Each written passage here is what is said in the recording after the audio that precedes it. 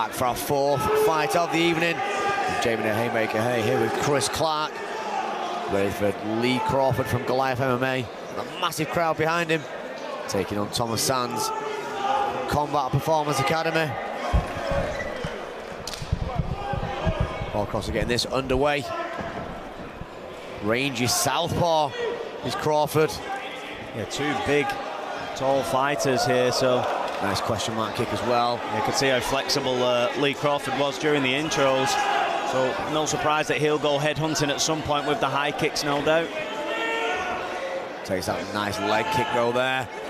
Yeah, Sam's looking very relaxed. Good right hand.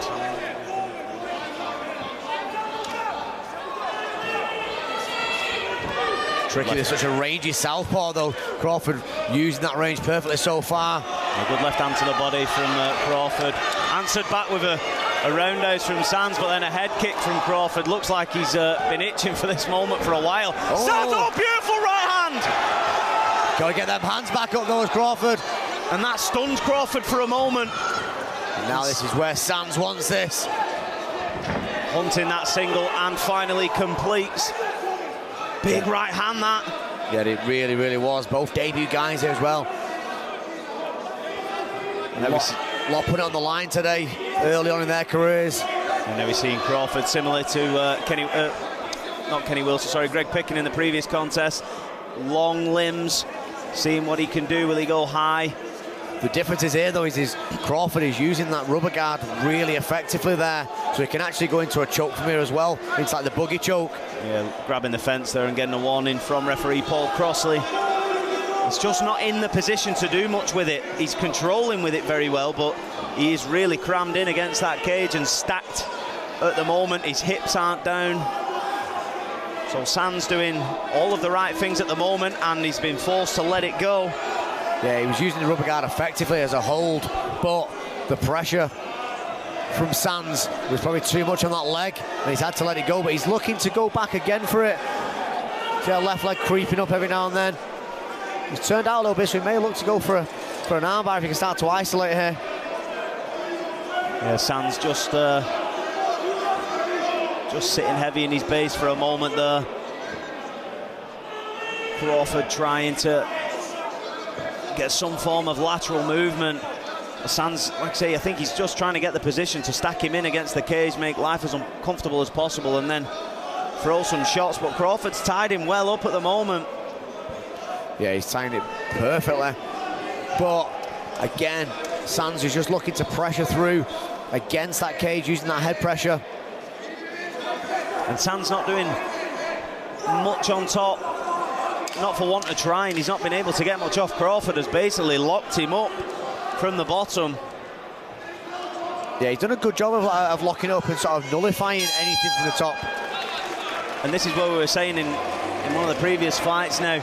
With the rule says it is, the takedown isn't enough, it's what you do with it. So, but really early on in that fight, Sands landing the big right hand, it was pretty much stalemate in the middle of for the opening 45 seconds, and Crawford's kicks seem to be the difference maker in the start of that round, but once Sands got the understanding of the range, he started to take over again, obviously with the wrestling.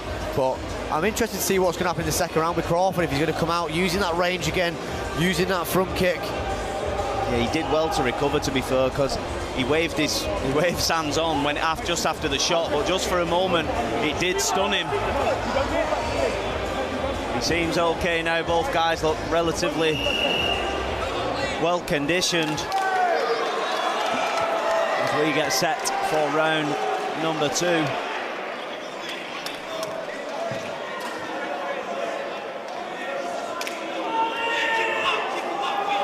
Again, coming out with them legs straight away, using them legs to sort of have a jab, really. Lovely left hand. You can tell Sands has got a good Thai background. He's light on his toes. He's constantly bringing that left leg up, looking ready for checks and throwing the kicks himself. As straight on the chin again though, and that's what happened in the first round, and it's happened again, straight into that single leg now. And I was just about to say, as Crawford goes at it a little bit more widely, but he's open there to getting the distance closed, and he's beating me to it as Sands looks again for the single. Good left hands. Yeah, he sort of opened up a little bit there, trying to put a bit of pressure back on Sands. Right onto the temple of Sands.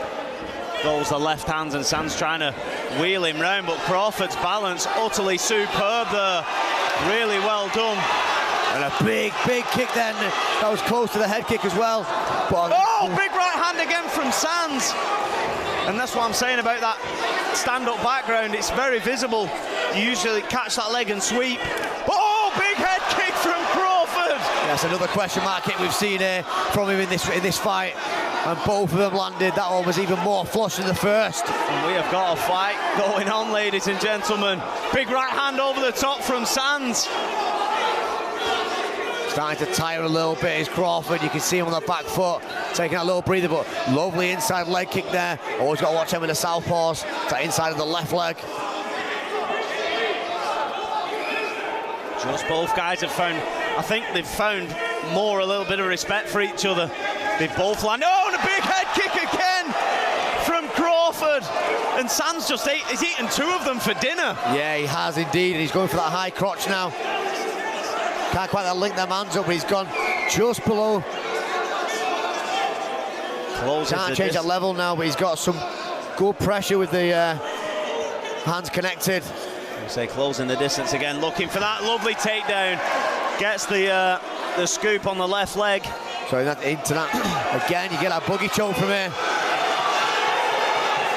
So he's trying to squeeze for that buggy choke there. Very similar variation of it. Yeah, Sands with arm in though. Plenty of room to breathe and not panic, and here he is now in half guard. And again, Crawford doing well at tying up the left arm of Sands, which is obviously not allowing him to throw any shots. There you go, it's just come loose there. He throws a couple of short shots. 10 seconds to go. It's the end of this round as well, and another frantic round of fighting here, Chris. And a really even one. Both fighters landing some absolutely fantastic shots. The two head kicks, Sands, like we said, ate for dinner. Sands landing some big right hands on Crawford. And both guys, testament to the chin. Both doing really, really well. And again, we go into the third round, 4 fights, 3 decisions thus far. Are we going to see the judges have to pick a winner of this one? Can the main card get any better than these prelims? I was going to say, they've been so good so far. They've set the stall out early doors. So if you're fighting for a title at the top of the card, you better hope to bring something special. Because the ladies and gentlemen, both in attendance and live on pay-per-view, are getting an absolute treat at the moment.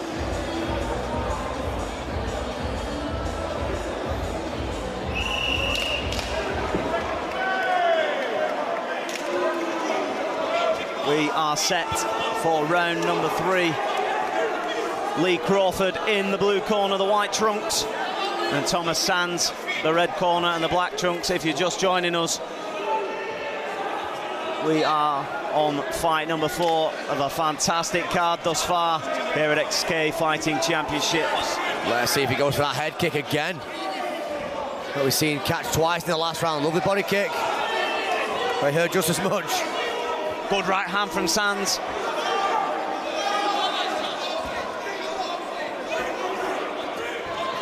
Looking to land on the break was Crawford. He probably should have thrown the left head kick. Yeah, he was looking for that again, and he went for the switch kick instead. Gets caught on the button though. Yeah, good right hand from Sands. Right in front of us here. Watch that neck. Yeah, I was going to say, Crawford looks like he's hunting a guillotine.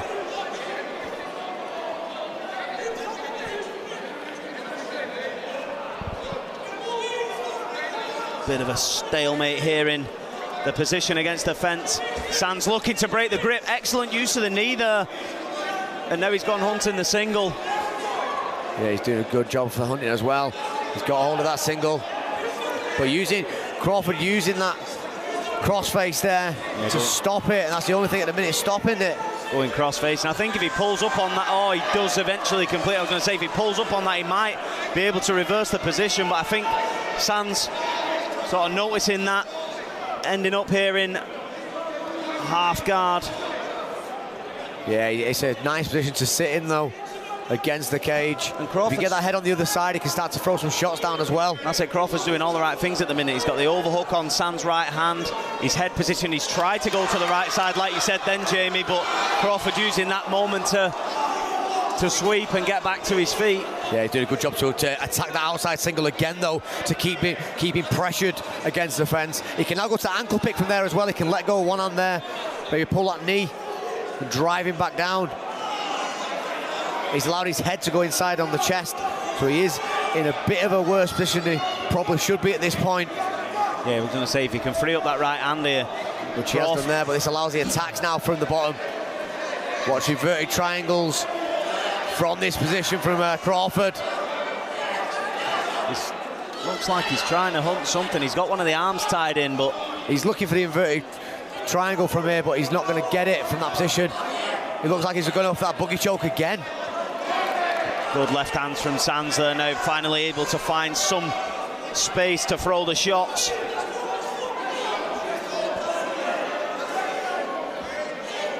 Still keeping that good pressure on the side, but again with them long limbs, when he starts using rubber guard, he's going to go for that boogie choke again from the bottom. Crawford just doing everything. He's basically took no damage. He's struggled to get out of the position, but he's done well at basically nullifying any offense. But has it got away from him? Sands just relentless on top through rounds 2 and 3. So we go to the judges' scorecard once more. Here we go again. And once again, 4 fights tonight. 4 times we go to the judges' scorecards with great fights. Every fight so far has been so well matched. You know, a lot of debuts really getting out there and putting everything on the line.